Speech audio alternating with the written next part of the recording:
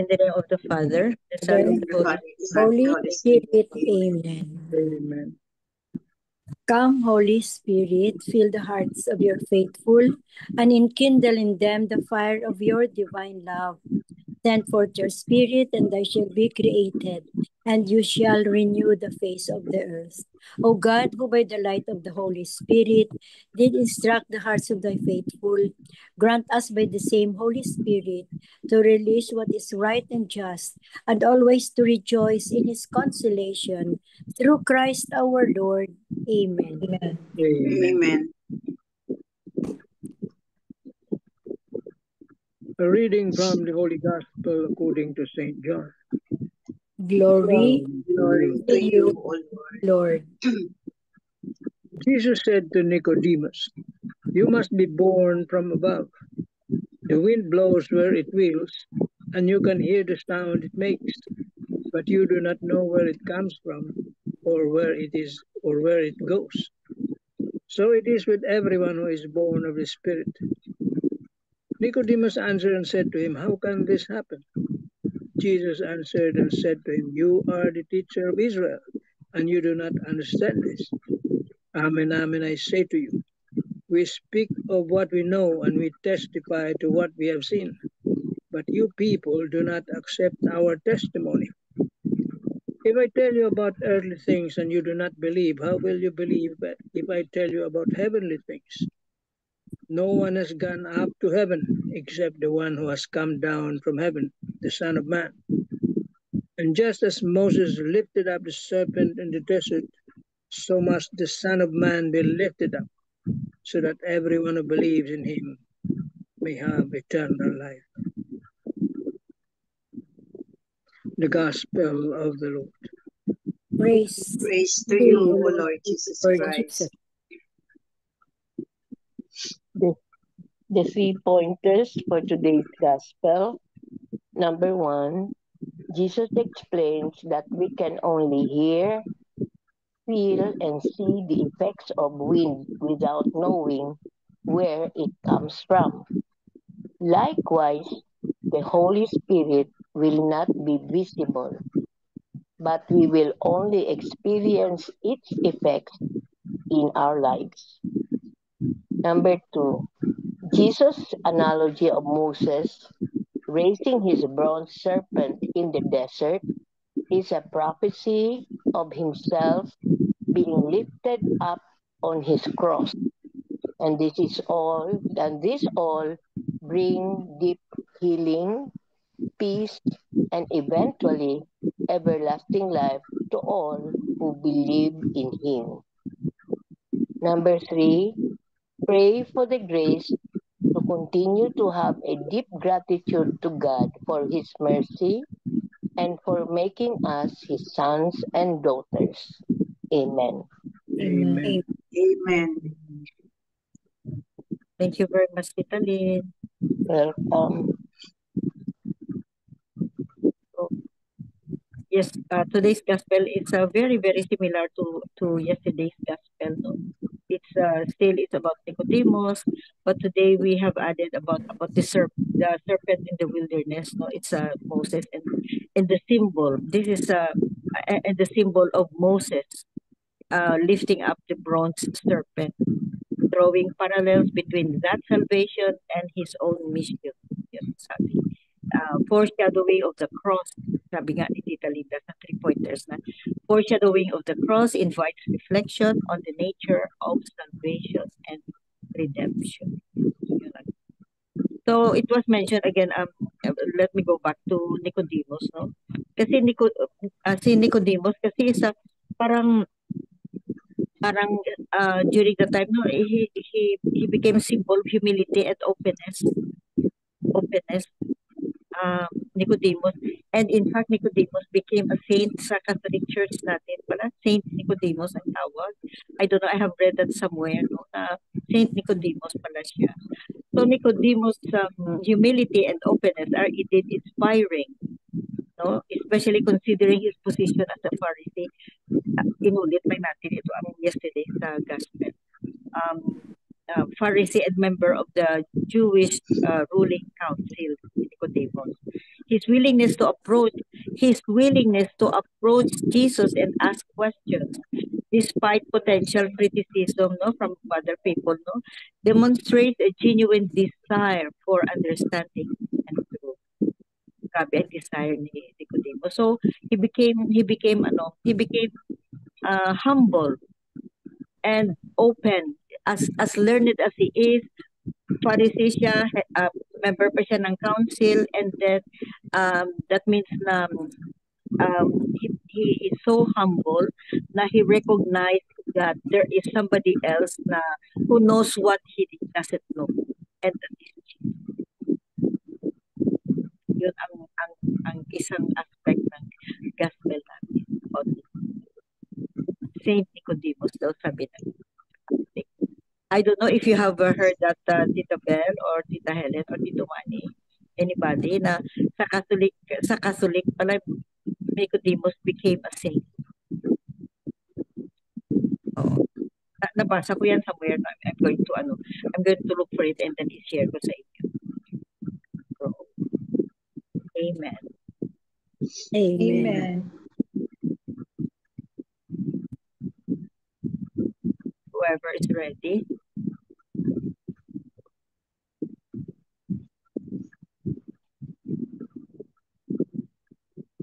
Tumas or Tita Helen. Because Nicodemus, unto death until he paid the body of Joseph. Tito Mans? Okay. You must be born from above. Today, Jesus explains to us the difficulty of foreseeing and understanding the action of the Holy Spirit. Indeed, it blows where it wishes. He relates this to the testimony he himself is giving and to the need to be born from above. The Lord says clearly, you must be born from above. A new life is necessary to enter into eternal life. It is not enough to just get by to reach the kingdom of heaven. A new life regenerated by the action of God's Spirit is required. Our professional, family, sports, cultural, recreational, and above all, pious life must be transformed by the Christian sense and by God's action. Everything must be transversely permeated by His Spirit. Nothing, and absolutely nothing, should be left out of the renewal God accomplishes in us with His Spirit. A transformation that has Jesus Christ as its catalyst. He was to be lifted up on the cross, and who was also to be resurrected, is the one who can cause the Spirit of God to be sent to us. He who has come from above. He who has shown through many miracles His power and His goodness. He who in everything does the will of the Father. He who suffered until shedding the last drop of blood for us. Thanks to the Spirit He will send us, we are restored to paradise, led back to the kingdom of heaven, and adopted as children, given confidence to call God Father, and to share in Christ's grace, called children of light, and given a share in eternal glory. Let us allow the action of the Spirit to be welcomed within us. Let us listen to Him and apply His inspirations so that each of us may be in our usual place, a good example, lifted up, that radiates the light of Christ. Yun pala ibig sabihin ng Spirit na yan. No? Kasi when Christ ascended,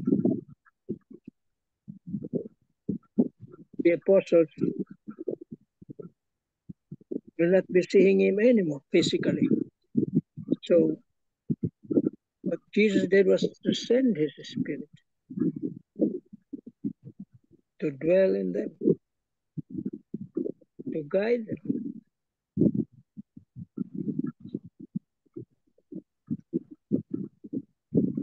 And to teach them all that Jesus had taught them.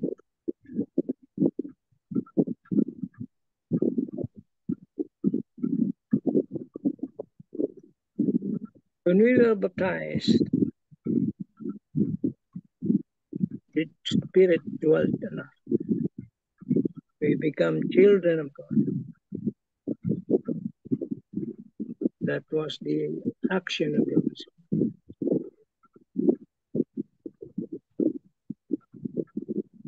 When we were confirmed, still it is the Spirit gives us strength,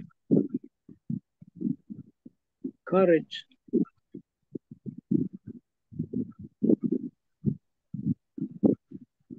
Pero dito sa reflection ni Marino, no? Okay rin. He mentioned about Nicodemus, who is a Pharisee, a secret but faithful follower of Jesus. He visited Jesus during the night. He also appeared after the crucifixion of Jesus to provide the embalming ingredients for his body. He assisted Joseph of Arimathea in preparing the body of Jesus. Like Nicodemus, we must also become faithful followers of Jesus. Followers who are averse to sin. Followers in words and in deeds. And followers who will stay with Jesus no matter how strong the temptation to betray him. We should aspire to become modern-day Nicodemuses who will support Jesus, work for Jesus, and do things for Jesus even outside the glare of lights. For this is the challenge before us who are followers of the Lord. The big question now is, are we really his true followers? Or are we only following him only in good times? But when the testing of our faith comes, we easily betray Jesus in favor of many sinful enticements of the world. Like Nicodemus, we are also followers who are ever ready to leave behind everything for Jesus. Leaving everything means everything that made us sin. Yeah.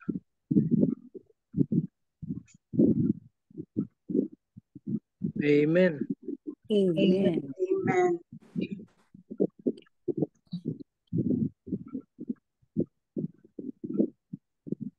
Belle or Tita Helen? Tita Helen? Yes. May I read the reflection of today's gospel? How will you believe if I tell you about heavenly things? Early disciples of Jesus bear witness to an eschatological reality. Nevertheless, such reality is already realized in their life lived in common. Their shared life is a life that is born from above. Jesus' early disciples lived a life in the Spirit. In today's gospel passage, Jesus explains to Nicodemus the kind of spiritual life a disciple must have. However, Nicodemus merely thinks in the physical sphere of reality. Jesus shows him the importance of a life in the Spirit. We often tend to be overly concerned about the material reality, forgetting that we are also spiritual beings. It is our spiritual side that enables us to be more open to God's amazing grace. We are spiritual beings who are called to bear witness to a life of grace even in the here and now. Are we overly concerned about material things? Do we want to truly live a life in the Spirit? Is my spiritual life helping me to say no to the lure of consumerism and throw away culture. There are 5 questions that really have that we need to ponder. This is about our uh, our our likes and our needs or our wants. Ano? If I could say, if we have live a life that is a simple life, our mind will also be free of those stressful things. If we always think to live um, simple life that is always praising the Lord, so I will not be worrying about those expensive things, because what is important to in this life on earth is how we prepare ourselves so that when the time comes, we are ready to face Him and we have no regrets that we have done our best here on earth. So let us not really put all our attention or concentration to the material world in this material things in this world. Amen. Amen. Thank you, Tita Helen. I remember my brother's ano, my brother's phrase saying spiritual bank, Spiritual Yeah. bank. spiritual bank. I like that word. We have Spiritual bank. we have to take care of our spiritual bank. Make sure that we deposit every day in our spiritual bank something spiritual. Bel, meron ka?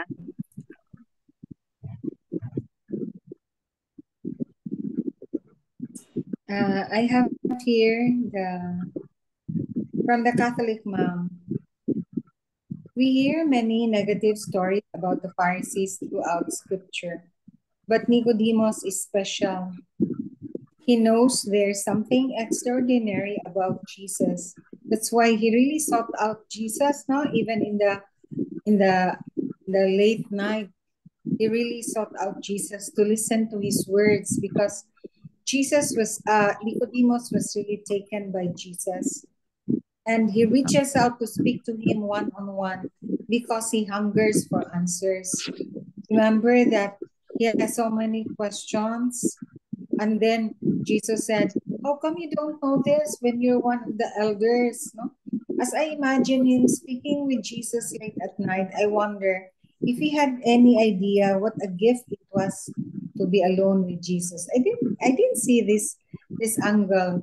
Now how fortunate is Nicodemus that he was able to talk to Jesus one-on-one. No? One-on-one. What a gift it was to be alone with Jesus. Occasionally, I am in the adoration chapel by myself, and I love those moments of sincere conversation. Because do you feel this when you go to the Blessed Sacrament and Oh yeah. you talk to Jesus, ba, as if it's really he's really there He's really na. there. He's so near. You're talking to him, unworthy as you are, sinful as you are, but you're able to talk to him. You feel so unworthy, but very privileged. No, Jesus is a master at meeting people where they are, and in this conversation, he responds to Nicodemus as a highly educated and respected scholar. Diba, he's one of the Sanhedrin, no? Si Nicodemus. And he even defended Jesus at the time when Jesus faced Pilate, no? He refers to Moses and the lifting of the bronze serpent, a story Nicodemus would know very well. What Nicodemus doesn't know is that the bronze serpent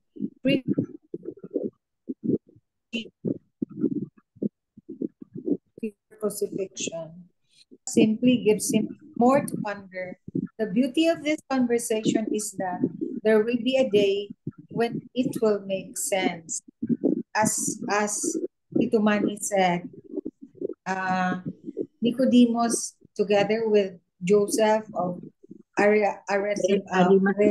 Arimathea, Aram- diba, gave the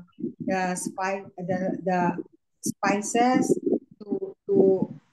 to make the burial of Jesus when he died. No? So Jesus speaks of the wind that we know is there.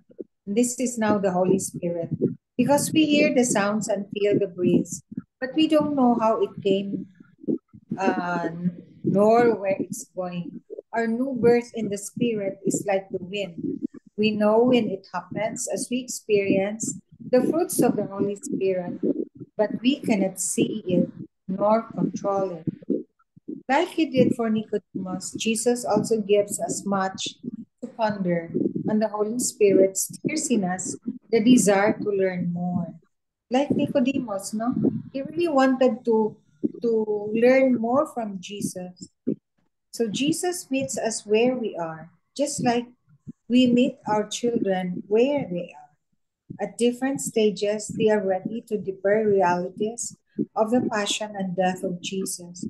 So we pray that what and how we teach them will set ablaze their faith journey. I experienced this a week ago when I was able to talk to my daughter about uh, our faith, and I was a bit uh, adamant to open or to discuss teachings like we were told na it's only the priest who does that when we say the Our Father Anak.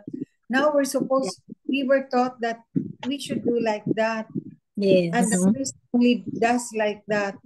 Only the Correct. And Shara was looking at me ba. Oh, that was Sunday when we were going to church in Sekodak. Then she was looking at me as if she doesn't believe me.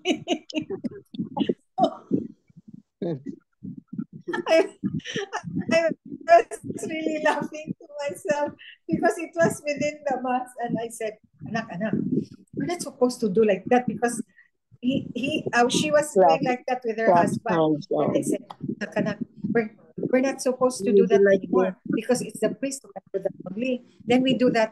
Then I closed my eyes, but I did not look at her anymore because she was looking at me as if she doesn't believe me. So I just closed my eyes and pretended that I did not see her look. You'd rather not see her, Parang no? unbelieving. So I continued Our Father like that and closed my eyes. And I hope she listened to me, but next time I will observe her. I was Marami really pa mga laughing. tao. Yeah, there's still people doing that during the Our Yeah. Father. But you know, Dapat iba na. there are We should also pray. people who are doing like that already. No, Oo. so I said, oh, they received the new teachings that ay nag-ana naman sila, pareho nato ba? Like us mag-ana. Yeah. Oo. But others are still doing like that. Yeah, especially with family, no, they hold hands. They hold hands. hands. Yes. They They hold hold hands. hands. Yes. Oo. Pero depende So, naman siguro, no? Pero it was yeah. not really discouraged, no, but gina-encourage na magganyan tayo. Yeah, not. Instead of doing Then like also the receiving of the host, no? I said, yeah. Oo. Anak, there's no more COVID. So you practice in the mirror how to receive the host with your mouth so that you will not touch The your mirror. tongue or your lips will not touch the fingers of the priest. Again, she looked at me. She looked at me so strangely, ba? So maybe she was saying, what's happening to my mother now? I think, well, ang receiving the Holy Communion with your hand, I think before COVID pa, I think, no? Yeah, I don't know if I before remember. COVID. Yeah, before COVID pa, oo. Oh yeah, before COVID pa. Before COVID, oo. More so Pero, sa COVID na. yeah, Pero, oo. I feel between receiving sa tongue mo and sa hand mo, I'd rather do it sa tongue ko. Kaya lang, Yeah, because you don't almost touch the body of Jesus ba? Parang Yeah. makontaminate ang body ni Holy Jesus yeah. if your And then hands are baka may not mga so particles, clean. baka may mga particles pa dyan na Mm. natira sa kamay mo, mga ganyan I pa. think it was Father Chris Ayler, or was it Father Donald Calloway who mentioned that in the YouTube. Na you practice in the mirror, receive the host na with your mouth, no longer with your hands. I got it from the YouTube. Either the two of them, I forgot na. Was it Father Chris Ayler or Father Donald Calloway? Pero I'm not sure. Pero despite the fact, I still receive sa kamay ko. Kasi Ako, parang when I heard 99.9%. When I heard that in the YouTube, I practice na talaga na mouth na ako nag-receive. Hindi na ako nag-hands. Kasi nakita ko walang may walang may nag-receive ng Holy Communion. So, ang dami na nagbalik MJ na notice. Depende guro sa simbahan. Oo. Before the Vatican Council, no? Pre-Vatican. Pre-Vatican. The host by the hand should be through the mouth, the tongue. Hindi pwedeng hawakan noon. Hindi pwedeng hawakan. Only the priest can hold it. Kaya wala mga lay ministers, no? Kasi very holy man ang we are not worthy to hold it. Ay, iba nga yun. Diba, Tito Manny? Kamay ng pare, sacred yun, yung kamay ng pare, blemish yan. And then, ginaprehan kayo, Tito Manny, before kayo magbigay ng Holy Communion, no? Mga lay. That's why. Ginaprehan kayo, no? Ginapray over kayo ng pare before kayo Ang problema kasi ngayon, wala nang, hindi na ini-enforce kung by hand or by tongue, wala na eh. Yes. Sa hand naman, make sure na kung may particles dyan, i-consume nyo, huwag nyo ipagpag. Exactly, oo. Hindi natin alam kung maliit na particles dyan. If it is microscopic, okay lang yun, walang problema. Pero pag nakikita mo may puti-puti dyan, you consume that. Oo. Body of Christ ba yan? Body of Christ kasi. Pagpag, yun ang danger sa receiving communion by the hand. Nagkakaroon ng desecration dyan. Oo. Kaya yun ang danger. So, in-encourage nila by the tongue. Pero, yung iba ayaw na. Hindi naman i-implement ng mga parishes yung iba. Ganun. Kung sino kasi ang iba nga Exactly. Kasi nga hanggang ngayon, ang iba is nagamask. Tapos mag-receive ng communion through by the mouth. Ang iba naka-mask pa eh. That means na siguro kung anong gusto nyo, tapos kung i-impose talaga ng church na by the mouth na, parang baka hindi na mag-communion yung iba. Kasi hindi naman nag-impose ang church. Nag-ano lang sila, whatever you like. Nag-recommend. Yun lang ang teaching ni Father Chris ata yun. O Father Donald. I forgot na. That's what they mentioned. Na-forward ko nga yun sa thread natin. I look for it, ha? I look for it again. So, na-joke pa yun sa isang pari na meron daw isang communicant na ganun sa kanyang hand at saka nag-open sa kanyang mouth. So sabi niya, take out or to go or hatiin niya. Hatiin niya, isa sa kamay, isa sa tang. To go ba daw or to dine in? to go. Dine in or to go? Funny kaya ang priest. Very funny. Yeah. So hindi naman gina-implement ng gina-impose ng church. So we have the choice pa. Kasi Dahil kung doon sa Meron pa rin COVID, choice, ang because of the communicant. COVID, nag-umpisa Ah. yun dahil sa COVID eh. Yung kuwan. Yun. It's a good question that we'll ask Father if he comes Again. na ano na kaya, ang recent updates. na ano niya na kasi I think if I remember right no na ano niya na ang our father is ganyan tayo tapos No, sabi niya, ganun.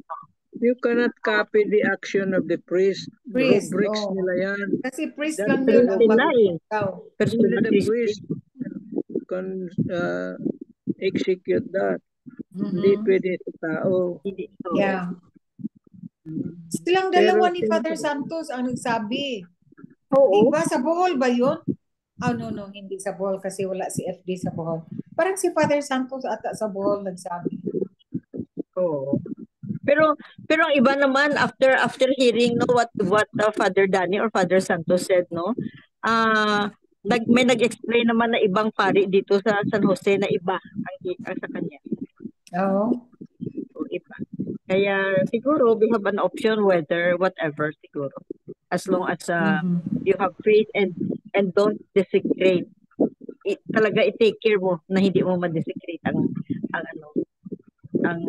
Holy Eucharist. Kasi yung iba receive by the hand. Ang host. Tinatago yung iba kung hindi mo nakita. Bibigay sa manok. Yeah. Ganun eh. Yun ang naman desecration dyan. Kaya kami, inaabangan namin, may nagbabantay sa tabi namin. Kailangan i-receive mo doon mismo. I-receive, oo. Hindi ka pwedeng Kasi ang iba, pumunta sa upuan mo.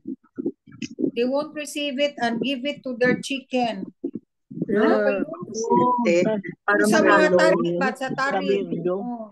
O kaya sa anak na below the age of 6 pa, yung anak, hindi pwede yung kailangan naka-first communion na. Yes. Gone. Oo. Hindi pa ako inag-communion. Kaming na-observe na ganun. Kasi responsibility namin yun or sino man. Pag may nangyaring ganun. Pag nagkaroon ng desecration sa simbahan, halimbawa may nagsaboy ng sacred host doon o meron nagbukas ng tabernacle, masasara yung simbahan na yan for 1 month. Ganun talaga. Kukuhan yan. That is a grave desecration. Kasi sinasara yung simbahan na yan. Mayroong order na gano'n. Ano, linisan? Parang kuan yan. Not exactly punishment. Parang sanction. Oo. Nasa rules yan. Nasa kuan yan. Nasa ano bang tawag yung law?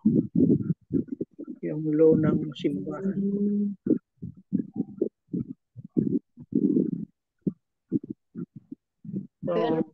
Pero Sister MJ, Sister Bell, Sister Brother Manny, sa Peter and Paul, Apostles Peter and Paul na Paris, dito sa may Timog, everybody receives communion by the tongue, pero luluhod ka. You have to kneel and receive Jesus sa tongue.